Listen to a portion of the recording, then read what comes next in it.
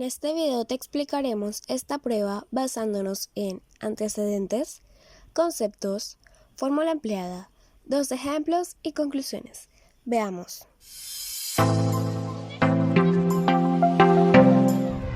El método Newman-Coulson fue introducido por Newman en 1939 y desarrollado por Coulson en 1952. Esto antes de que Tukey presentara el concepto de diferentes tipos de tasa de error múltiple. El método Newman-Coulson fue popular durante los años 50 y 60, pero cuando el control de la tasa de error familiar, FWER, se convirtió en un criterio aceptado en las pruebas de comparación múltiple, el procedimiento se hizo menos popular ya que no controla FWER, es decir, la tasa de error familiar, a excepción del caso especial que exactamente 3 grupos. La prueba de Newman-Coulson, conocida también como Student-Newman-Coulson o por sus siglas SNK, es un método de comparación de medias en la que se exige balanceamiento y que permite comparar las medias de los t niveles de un factor luego de que el análisis de varianza se rechace la hipótesis nula, es decir, que se acepte la hipótesis alterna que establece que todas las medias del tratamiento establecido son diferentes o al menos una de ellas es diferente a las demás. Este método emplea un enfoque paso a paso cuando se comparan medias muestrales, antes de cualquier comparación de medias. Todas las medias de muestra están ordenadas por rango en orden ascendente o descendente, lo que produce un rango ordenado P de medias de muestra.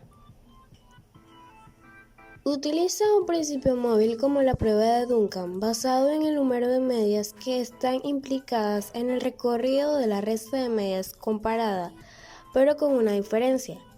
Aquí el nivel de significación no cambia, no se altera, se mantiene en el general, que suele ser, como siempre en estadística, 0.05, no aumenta.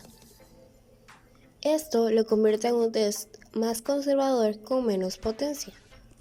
Se hace una comparación entre las medias muestrales más grandes y más pequeñas dentro del rango más grande, suponiendo que el rango más grande es de 4 medios, o P igual 4, una diferencia significativa entre los medios más grandes y más pequeños, como lo revela el método de Newman-Coulson, daría lugar a un rechazo de la hipótesis nula para este rango específico de medios. K sub P es igual a K sub alfa P, F por la raíz cuadrada de la división entre el cuadrado medio del error entre n, donde P es igual a 2, 3, hasta completar el número de los niveles de factor, donde F son los grados de libertad del error, Cm el cuadrado medio del error, n el tamaño de la muestra de cada nivel del factor, y Q sub alfa se busca en la tabla número 8 del apéndice del libro de Montgomery.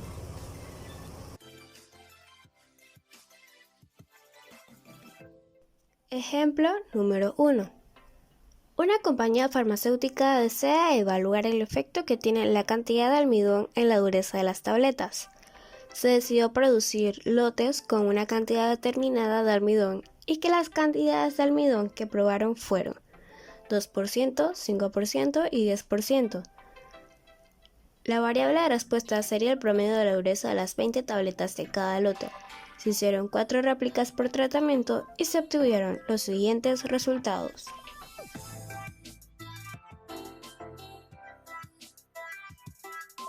La hipótesis nula para este problema establece que las medias de cada porcentaje de almidón son iguales, mientras que la hipótesis alterna establece que las medias de cada porcentaje de almidón son diferentes, o que al menos una es diferente a las demás. El nivel de significancia es de 0.05 o 5%, lo que hace que esta prueba sea más conservadora, como mencionamos. La f de Fisher obtenida de la tabla de distribución de Fisher da como resultado 4.26, con 2 grados de libertad en el numerador y 9 grados de libertad en el denominador. La gráfica de distribución normal queda así teniendo una regla de decisión que indica rechazar la hipótesis nula siempre y cuando la f de Fisher calculada sea mayor o igual a la f de Fisher obtenida en la tabla. En este caso, se rechaza ya que, como podemos ver en la tabla del análisis de varianza, la f calculada da como resultado 58.10, un número mucho mayor a la f obtenida en la tabla de 4.26. Para realizar la prueba de Neumann-Schulz en SPS debemos seguir los siguientes pasos. Crear un nuevo conjunto de datos. Esto abrirá una pantalla en donde podremos insertar los datos necesarios para realizar la prueba de Neumann-Schulz. 2. Seleccionamos la columna A y damos clic a insertar una nueva variable. Este mismo procedimiento lo haremos con la columna B. Tercero, daremos clic a la primera columna en donde creamos la nueva variable, para que en la parte inferior se nos despliegue una ventana para poder modificar el nombre de ambas variables. En la primera variable le pondremos el nombre de factor de interés, que es el almidón, y en la segunda variable el nombre de variable de respuesta, que es la dureza. Verificamos que el tipo sea numérico ya que estamos trabajando con números. 4. Luego procederemos a insertar los valores en sus columnas respectivas. Como vimos anteriormente, por cada nivel de factor habían 4 muestras. Por ende, en la columna de almidón vamos a repetir el número 2 4 veces y lo mismo pasará con el número 5 y 10, para indicar que por cada porcentaje existen 4 muestras. 5. Luego en la columna de la dureza procederemos a insertar los valores correspondientes de la muestra con respecto a su nivel de factor. Una vez realizado eso, daremos clic en la pestaña de analizar y escogeremos la opción de comparación de grupos paramétrica y ahí daremos clic a la opción ANOVA de un factor. Como séptimo paso, en la pestaña de variables seleccionaremos como variable dependiente la variable de respuesta, que en este caso es la dureza, mientras que en la variable independiente seleccionaremos el factor de interés, que es en este caso el almidón. 8. Luego procederemos a ir a la pestaña que dice Post Hoc, en donde daremos clic al cuadrito que dice SNK, que indican las iniciales para Student Neumann-Schulz. 9. Verificaremos el nivel de significancia sea el mismo que asignamos al principio en el problema, o sea 0.05, y damos clic a ejecutar análisis. Como décimo punto, solo para tener una idea, podemos ver el ANOVA y ver los resultados entre grupos, que serían de los tratamientos, y entre los grupos, que sería del error.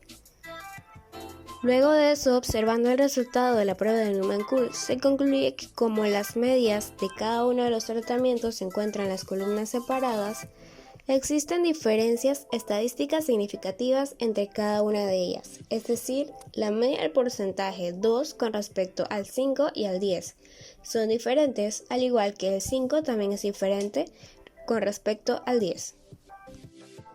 Ejemplo número 2. Un químico del Departamento de Desarrollo de un laboratorio farmacéutico desea conocer cómo influye el tipo de aglutinante utilizado en tabletas de ampicilina de 500 miligramos en el porcentaje de friabilidad. Para ello se eligen los siguientes aglutinantes: polivinilpirolidona, o por sus siglas PVP, carboximetilcelulosa sódica, o por sus siglas CMC, y grenetina, por sus siglas GRE. Los resultados del diseño experimental son los siguientes.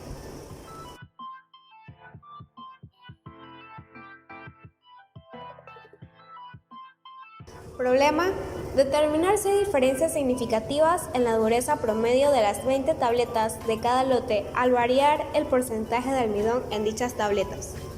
Variable de respuesta: porcentaje de friabilidad. Unidad experimental: tabletas ampicilina de 500 miligramos. Factor de interés: tipos de aglutinantes. Niveles: 3. PVP, CMC y GRE. Número de observaciones: 3. Formulación de hipótesis: hipótesis nula, la media de PVP es igual a la media de CMC igual a la media de GRE. Hipótesis alterna: la media de PVP no es igual a la media de CMC, que no es igual a la media de GRE. Para resolver este ejemplo, primero se tiene que calcular el promedio de cada tratamiento. Nosotros tenemos 3 tratamientos aquí: PVP, CMC y GRE.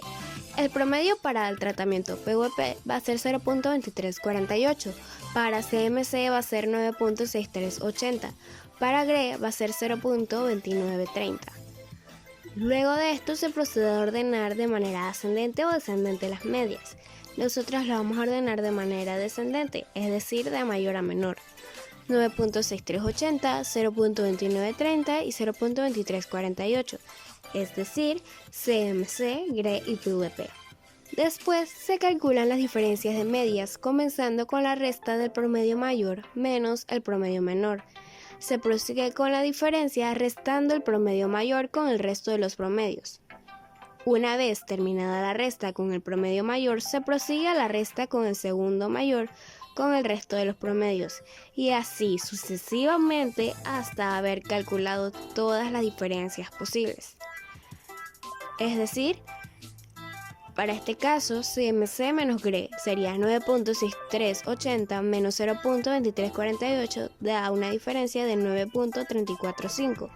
Luego, CMC menos PVP 9.6380 menos 0.2930 que da una diferencia de 9.4032.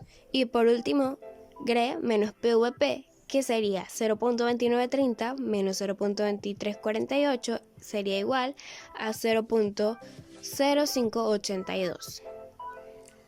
Se conoce que el número de niveles por cada tratamiento es 4 y n es igual a 5. Por el medio de ANOVA se obtiene que la desviación estándar de cada promedio es 0.033. Los grados de libertad del error es f igual a 12.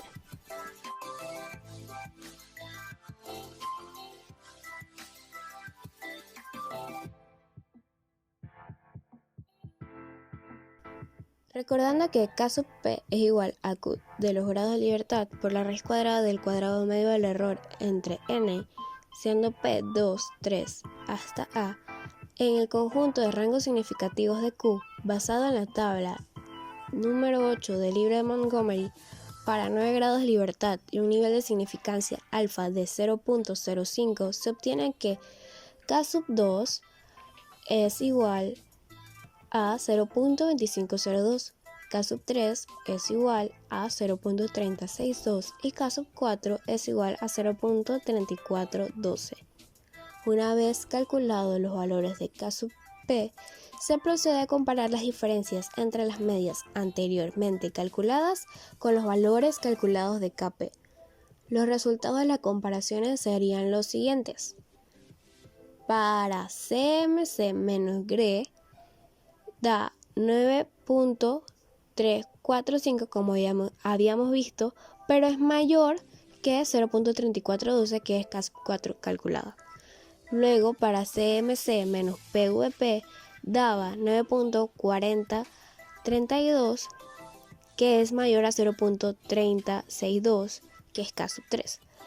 Para GRE menos PVP es igual a 0.582 que es menor o igual que 0.2502 que era K sub 2.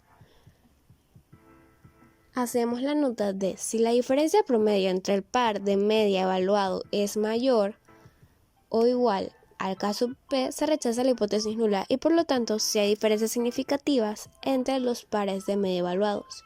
Si la diferencia promedio entre el par de media evaluado es menor o igual al K sub P, se rechaza la hipótesis nula y por lo tanto no hay diferencias significativas entre los pares de media evaluados.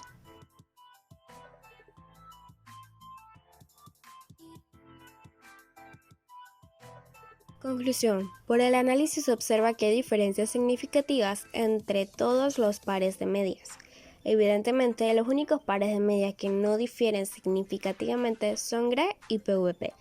Por lo tanto, el tratamiento de CMC es el aglutinante que mayor influye en el porcentaje de friabilidad de las tabletas de ampicilina de 500 mg.